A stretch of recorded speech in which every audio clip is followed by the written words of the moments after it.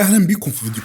النهارده هنتكلم عن كتاب مختلف شويه. كتاب بيقول لك ازاي حاجات صغيره زي ترتيب الفراش كل صباح ممكن تغير حياتك كلها. فكرت قبل كده ان ترتيب فراشك في الصبح يمكن يكون سر النجاح، او ان الفشل مش دايما حاجه وحشه؟ يلا نبدا بقصه صغيره. فكر في يوم من الايام لما صحيت من النوم متاخر، كل حاجه كانت متلخبطه، مش قادر تلحق تعمل مهامك اليوميه. اليوم ده احساس الفوضى ممكن يكون سيطر عليك طول اليوم. دلوقتي تخيل لو كان يومك بدا بحاجه بسيطه ومنظمه زي ترتيب فراشك. هو ده بالظبط اللي بيتكلم عليه ويليام اتش في كتابه رتب فراشك. في الفيديو ده هنشوف ازاي الحاجات الصغيره دي ممكن تكون لها تاثير كبير على حياتنا، وازاي العادات اليوميه والبسيطه زي ترتيب الفراش ممكن تساعدنا نكون احسن ونواجه التحديات بشكل افضل. يعني لو عايز تعرف ازاي تغير حياتك وتحقق نجاحات كبيره، تابع الفيديو للاخر وشوف الحكم والنصايح اللي هتغير طريقه تفكيرك.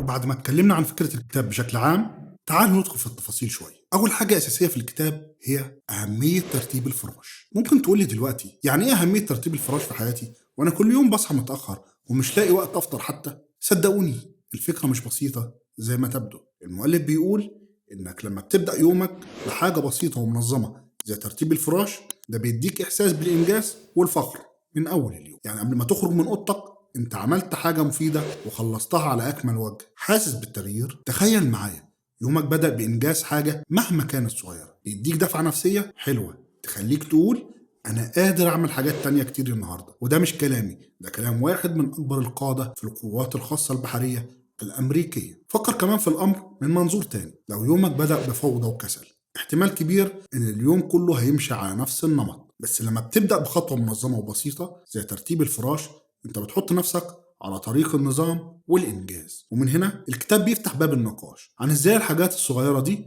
ممكن تكون لها تأثير كبير على نجاحاتنا الكبيرة وعلى حياتنا ككل. يعني مش مجرد ترتيب فراش، ده درس في الانضباط والمثابرة. وبعد ما فهمنا قد ايه حاجة صغيرة زي ترتيب الفراش ممكن تكون لها تأثير كبير، يلا ندخل في نقطة تانية مهمة جدا في الكتاب: العثور على الأشخاص المناسبين. فاكر آخر مرة لما كنت في مشكلة ولقيت حد جنبك ساعدك تعدي الأزمة دي؟ هو ده بالظبط اللي بيتكلم عليه المؤلف. في الحياة مهم جدا نعرف نختار الناس اللي حوالينا. مش أي حد ينفع يكون صاحبك أو شريكك في الشغل أو في الحياة. المؤلف بيقول إنك لازم تدور على الناس اللي تقدر تعتمد عليهم، والأهم من كده اللي يقدروا يساعدوك في الأوقات الصعبة. تخيل معايا كده أنت في وسط تحدي كبير زي مثلا مشروع جديد أو حتى مشكلة شخصية، الناس اللي حواليك دول هم اللي هيكون ليهم الأثر الأكبر على قدرتك إنك تتغلب على الصعاب دي. لو كانوا ناس إيجابيين هيقدروا يشدوا من أزرك ويساعدوك تتجاوز الصعوبات. في الكتاب المؤلف بيستخدم أمثلة من تجربته الشخصية في الجيش، بيحكي عن إزاي كان بيعتمد على زمايله في العمليات الصعبة والتدريبات القاسية. ومن هنا بيعلمنا درس مهم في حياتنا اليومية كمان: لازم نختار الناس اللي نمشي معاهم بعناية، لأنهم هيكون لهم أثر كبير على نجاحنا وسعادتنا. ده مش معناه إنك تقضي وقتك كله تدور على الناس المثاليين، بس يعني إنك تقدر تعرف مين الشخص اللي يستاهل إنك تثق فيه وتعتمد عليه. وبعد ما شفنا ازاي الامور الصغيره زي ترتيب الفراش واختيار الاصدقاء بتاثر على حياتنا، يلا نشوف النقطه الجايه في الكتاب وهي قيمه الاحترام والمساواه. المؤلف مش بيتكلم عن النجاحات الشخصيه والعمليه، لكن كمان بيعرض فكره اعمق شويه: الطريقه اللي بنتعامل بيها مع الناس حوالينا. فكر كده، كم مره في يومك بتقابل ناس من كل لون وشكل ومستوى؟ السواق والبائع، زمايلك في الشغل، حتى الناس اللي بتقابلهم صدفه في الشارع. المؤلف بيقول لك حاجه مهمه جدا: كل واحد فيهم يستحق الاحترام. مش مهم يكون موقفه ايه او شغلانته ايه، المهم انك تعامله بكرامه واحترام. يعني تخيل معايا كده لو كل واحد فينا بدأ يعامل الناس اللي حواليه بنفس القدر من الاحترام، هتفرق ازاي في حياتنا اليوميه؟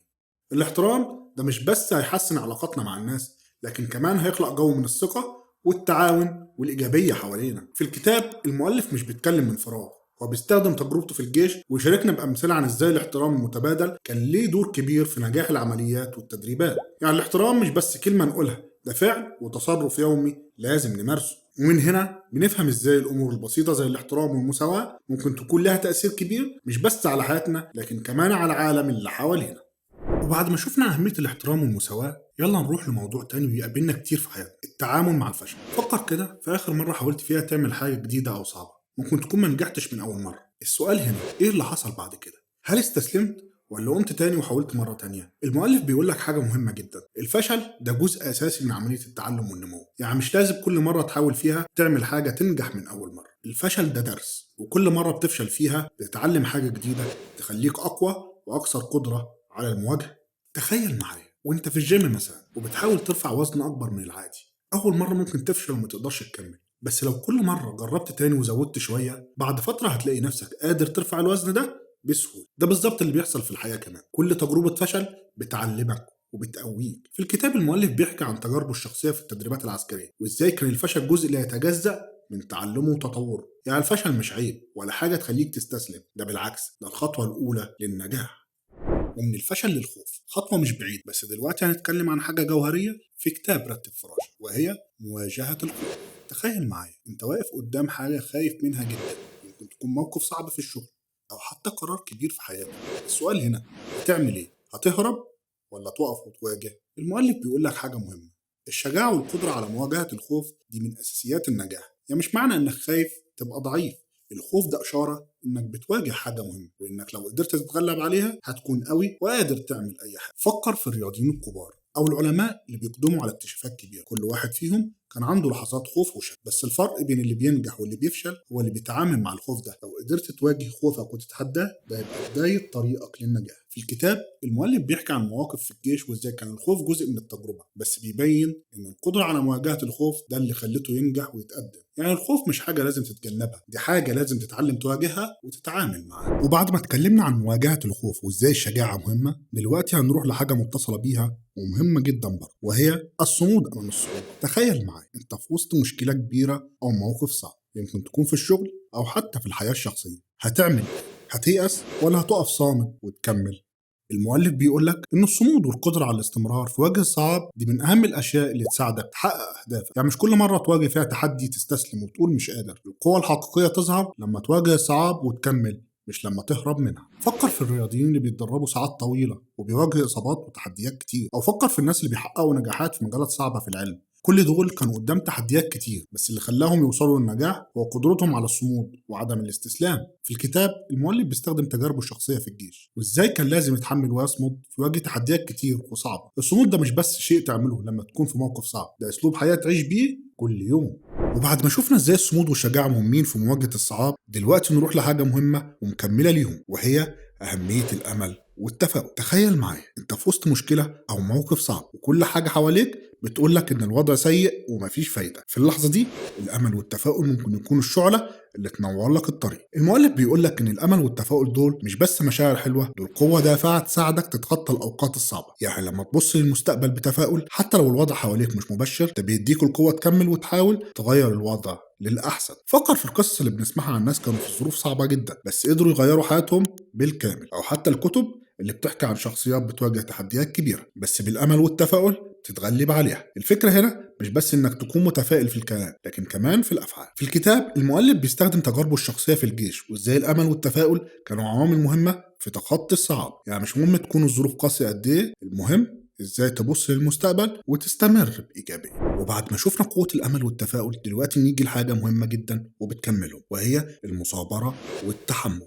تخيل معايا انت بتحاول توصل لهدف كبير ممكن يكون حلم حياتك، الطريق طويل ومليان تحديات، هتعمل ايه؟ هتستسلم ولا هتكمل وتصمم على النجاح؟ المؤلف بيقول لك ان المثابره والتحمل دول مش بس مهمين، دول ضروريين لاي حد عايز يحقق اهدافه. يعني مش كفايه تكون عندك الامل، لازم كمان تكون عندك القوه والاصرار تكمل الطريق للآخر. فكر في الرياضيين اللي بيتدربوا سنين طويله عشان يوصلوا للاولمبياد، او العلماء اللي بيقضوا ساعات وسنين في البحث والتجارب. كل دول مثال للمثابره والتحمل. مفيش نجاح بيجي بسهوله، دايما بيكون وراه تعب وجهد كبير. في الكتاب المؤلف بيستخدم تجاربه في الجيش وكيف كان لازم يتحمل ويصمد في مواجهه الصعاب. يعني المثابره والتحمل دول مش بس كلمات، دول افعال وقرارات يوميه لازم تاخدها عشان تكمل طريقك نحو النجاح.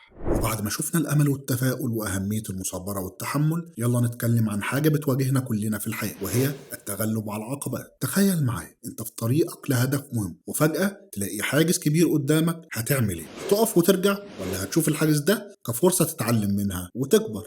المؤلف بيقول لك إن العقبات دي ممكن تكون فرصة عظيمة للتعلم والنمو. يعني مش كل عقبة تواجهها تعتبرها نهاية الطريق، بالعكس دي ممكن تكون بداية جديدة لفهم حاجات ما كنتش شايفها قبل كده. فكر في الناس اللي بيواجهوا تحديات كبيرة في حياتهم زي مرض صعب أو خسارة شغل، كتير منهم بيعتبروا العقبات دي بمثابة نقطة تحول. يعني بدل ما يستسلموا بيشوفوها كفرصة يتعلموا منها ويكونوا ناس أحسن وأقوى. في الكتاب المؤلف بيحكي عن تجاربه الشخصية في التغلب على العقبات اللي كانت قدامه وازاي كان بيشوفها كفرص للتعلم والتطوير. يعني مش مهم تكون العقبة كبيرة قد ايه، المهم هو ازاي تتعامل معاها وتستفيد منها. وبعد ما اتكلمنا عن الامل والتفاؤل والمثابره والتغلب على العقبات، يلا نختم بنقطه اساسيه ومؤثره جدا، وهي احداث تغيير ايجابي. تخيل معايا انت بتعمل حاجه صغيره كل يوم، حاجة ممكن تكون بسيطة زي ترتيب فراشك أو مساعدة حد محتاج. تفتكر الحاجات الصغيرة دي ممكن تغير إيه في العالم اللي حواليك؟ المؤلف في نهاية الكتاب بيقول لك حاجة مهمة جدا: الأعمال الصغيرة اللي بنعملها يوميا ممكن تكون لها تأثير كبير جدا. يعني مش مهم تكون قائد كبير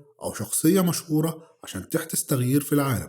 كل واحد فينا عنده القدرة يكون له تأثير إيجابي. فكر في الناس العاديين اللي بيعملوا أفعال صغيرة بس بتغير حياة ناس تانية، زي مثلا اللي بيتطوعوا في الجمعيات الخيرية أو اللي بيساعدوا جيرانهم في وقت الحاجة. كل دول بيحدثوا تغيير إيجابي بأفعالهم اليومية. في الكتاب المؤلف بيستخدم تجاربه وبيبين إزاي الأفعال الصغيرة زي العمل الجماعي والاهتمام بالتفاصيل كانت لها تأثير كبير في حياته وفي حياة الناس اللي حواليه. يعني الفكرة هنا إن كل واحد فينا ليه دور يلعبه في إحداث تغيير إيجابي.